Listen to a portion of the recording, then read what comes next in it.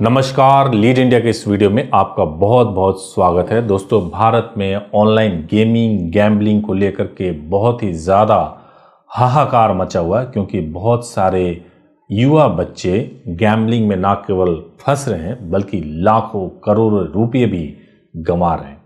कुछ सालों में भारत में ऑनलाइन गेमिंग का क्रेज ज़्यादा ही बढ़ गया है। इसे फैंटेसी स्पोर्ट्स कहा जाता है। फैंटेसी स्पोर्ट्स भारत में तो 20 साल पहले ही गया था, लेकिन इसने बूम जून 2016 के बाद पकड़ा। फैंटेसी स्पोर्ट्स में यूजर मोबाइल ऐप या वेबसाइट के जरिए अपनी टीम बनाता है और पॉइंट्स बनाता है। पॉइंट्स के हिसाब से कमाई भी होती है। फैंटेसी स्पोर्ट्स दो तरह के मॉडल होते हैं। पहला मॉडल होता है फ्री टू प्ले, यानी खेलने के लिए किसी भी तरह की फीस नहीं देनी पड़ती है, और दूसरा होता है पे टू प्ले, जिसमें एंट्री फीस या कॉन्टेस्ट खेलने के लिए पैसे लिए जाते हैं। अगर आप खेलोगे लेकिन दिमाग से खेलोगे, मैं आखिरी में यह भी बताऊंगा कि ये लीगल है या नहीं लीगल है। पहले इस वीडियो को कंप्लीट देख लेना। अगर आप गेम खेलना चाहते हो या खेल चुके हो, आपको बहुत आइडिया मिल जाएगा। देखिए, अमेरिका में फैंटेसी स्पोर्ट्स की शुरुआत 1952 में ही हो गई थी, लेकिन भारत में इसकी शुरुआत 2001 में ESPN स्टार स्पोर्ट्स ने मिलकर की थी, लेकिन 2003 में ही इसे बंद करना पड़ा था, क्योंकि उस वक्त भारतीय यूजर्स, इंडियन यूजर्स इतने मिल नहीं पाए, क्योंकि उस वक्त इंटरनेट और मोबाइल का ज़माना नहीं था और काफ़ी कॉस्टली था, इसलिए ये चल नहीं पाया। 2016 में जब इंटरनेट सस्ता हुआ, उसके बाद से फैंटेसी स्पोर्ट्स का बाजार तेजी से बढ़ा। Federation of Indian fantasy sports FIFS की माने तो जून 2016 तक फैंटेसी स्पोर्ट्स खेलने वालों की संख्या 20 लाख थी। 2022 तक ये बढ़कर 18 करोड़ पहुंच गई है। 2027 तक फैंटेसी स्पोर्ट्स खेलने वालों की संख्या 50 करोड़ तक पहुंचने की उम्मीद है।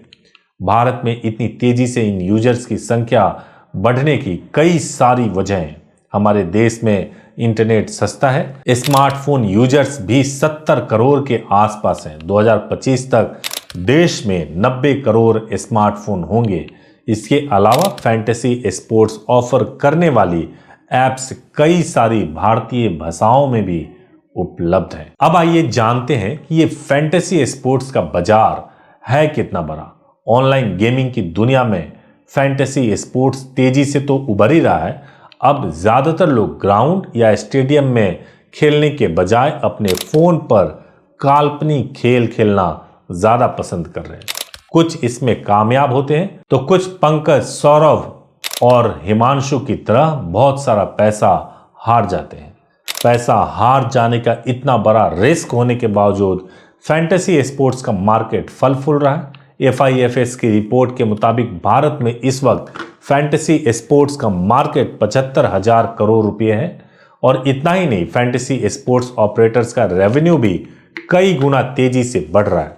2018-19 में इनका रेवेन्यू 924 करोड़ रुपए होने का अनुमान था। 2026-27 में 25,300 करोड़ रुपए रेवेन्यू जनरेट होने की उम्मीद है। इसके अलावा 2018 से 2022 के बीच में फैंटेसी स्पोर्ट्स इंडस्ट्री से 4500 करोड़ रुपए का टैक्स सरकार को मिला है, जिसमें से 2800 करोड़ तो केवल GST ही था।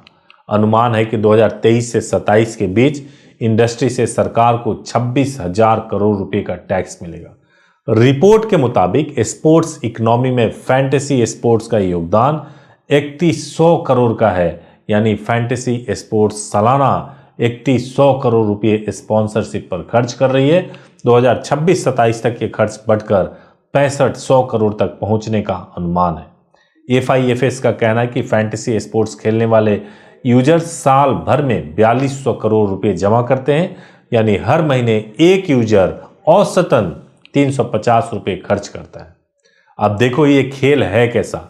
टीम बनाओ और पैसे कमाओ। 2008 में IPL की शुरुआत हुई।